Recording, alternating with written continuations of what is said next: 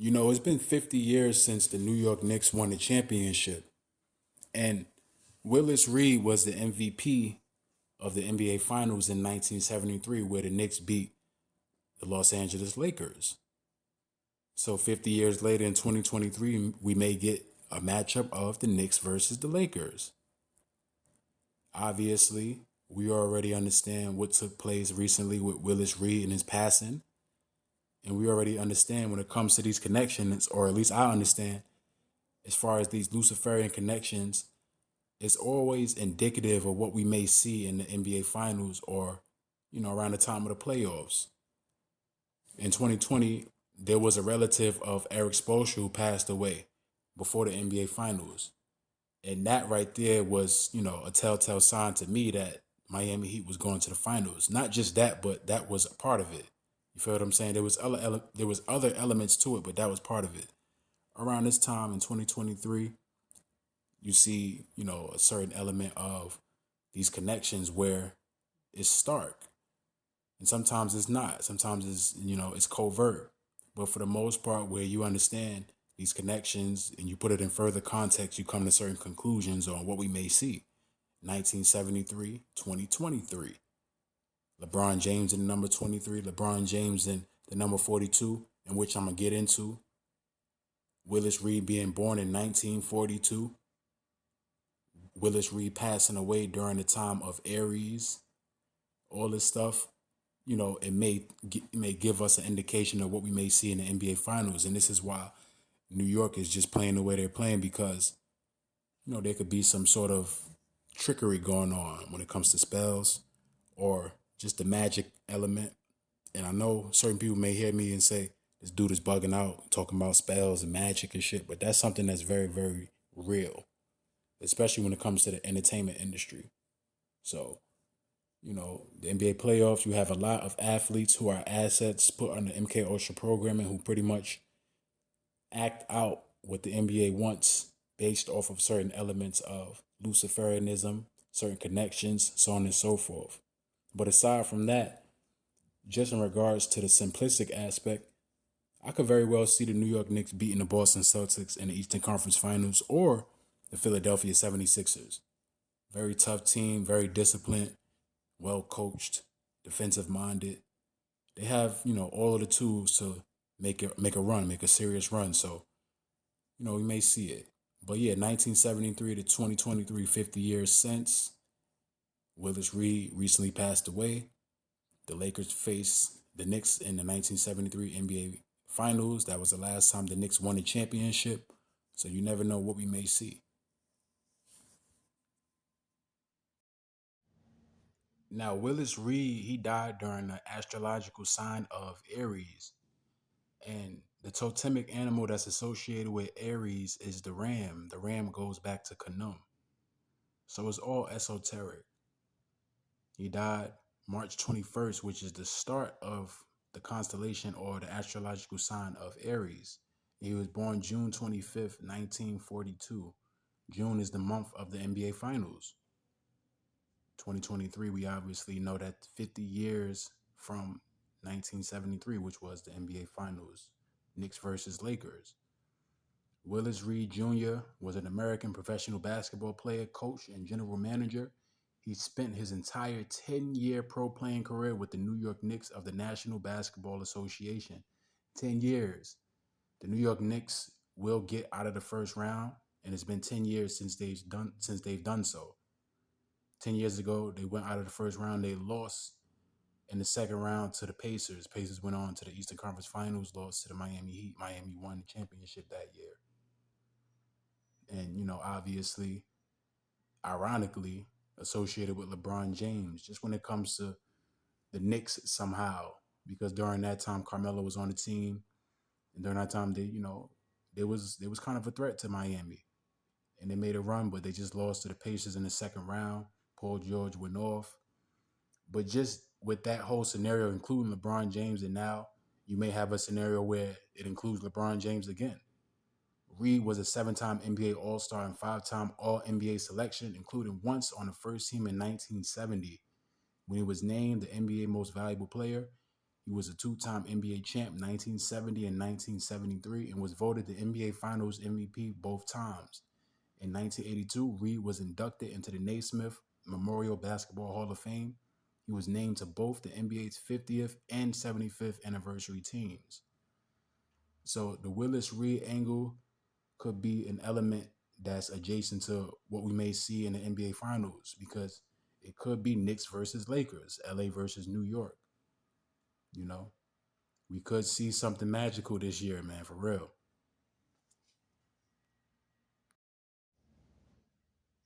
As we take a look at this depiction of the ancient Egyptian god known as Khnum, obviously you see all these different elements of esotericism that's being pushed today, which just goes back to the veneration of these gods.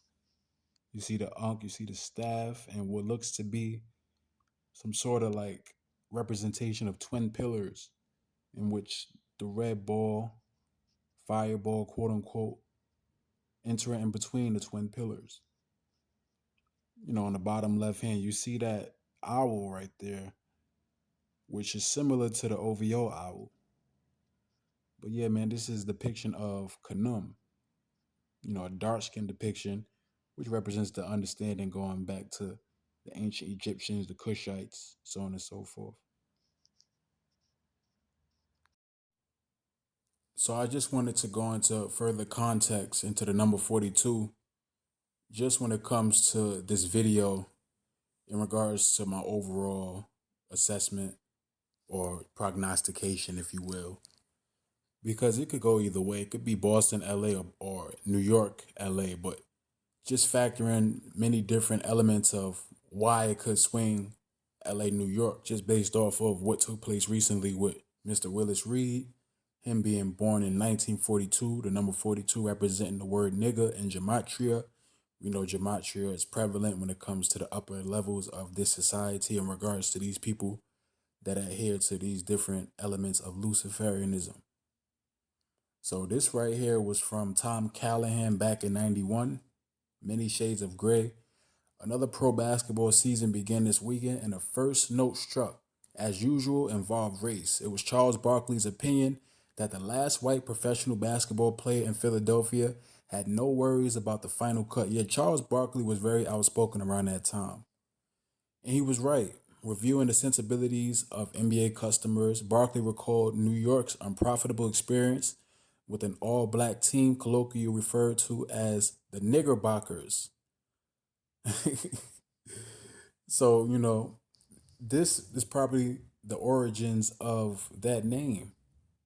The New York Knickerbockers, the New York Knickerbockers, originally understanding that they had an all black team.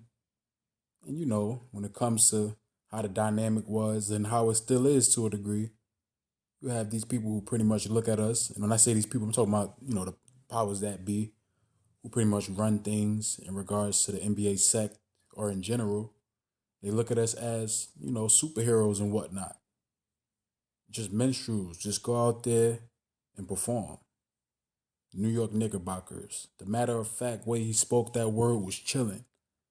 Basketball, the black game, the city game, has long been a gut check for fans. At stadium distance, the different colors of baseball and football players are muted somewhat. Even so, the proprietors of those sports pay significant attention to subtle shadings. Very important for us to understand the commodity aspect. Just when it comes to the value of the so-called black man, we already understand. We like fine gold. They'll never replace us, ever. They'll never want us to go. If motherfuckers want to go, quote unquote, back to Africa, which is, all based in bullshit when it comes to the aspect of our history. If motherfuckers want to go back there, so-called white man is going to say, nah, man, we can't have that. We need you. We need you, man. They need you, so-called black man.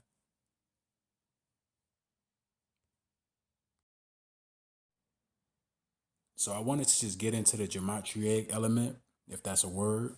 I don't care, I just made it up.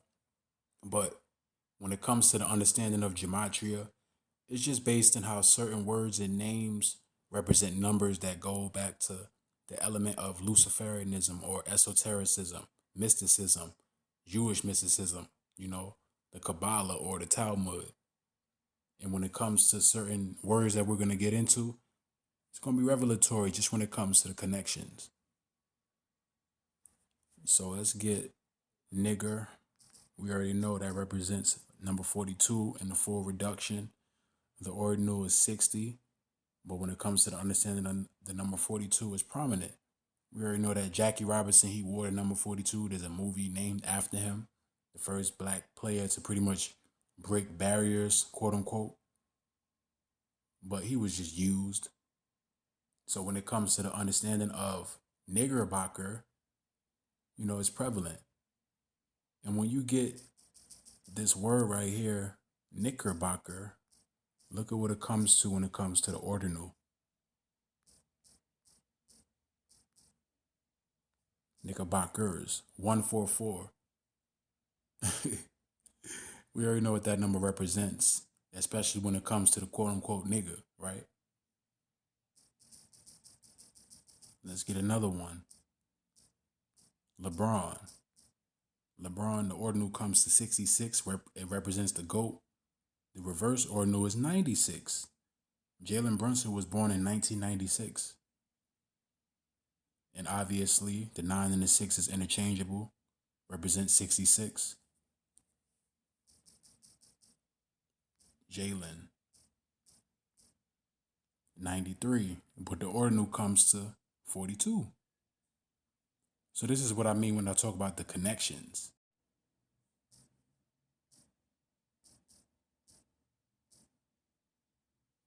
So the reverse reduction that we get for Willis is 42.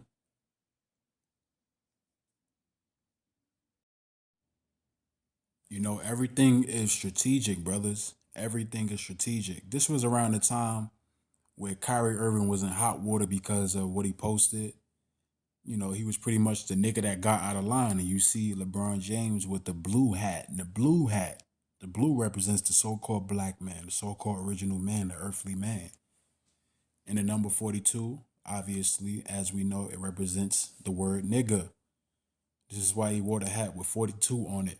Had nothing to do with Jackie Robinson. He wore the hat because it pretty much coincided with the storyline revolved around Kyrie Irving, the nigga that got out of line.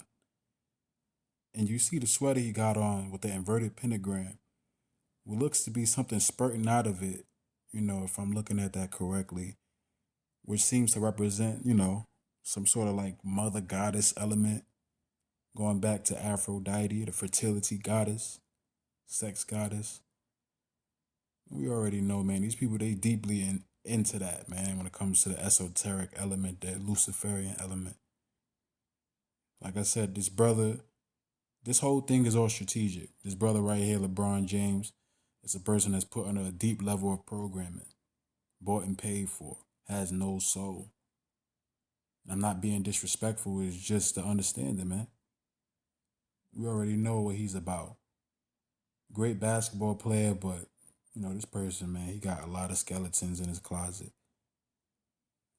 But man, yeah, man, LeBron James just representing that element of the nigger, the number 42, and you know, the blue hat representing the earthly man, the quote unquote nigger. Negro.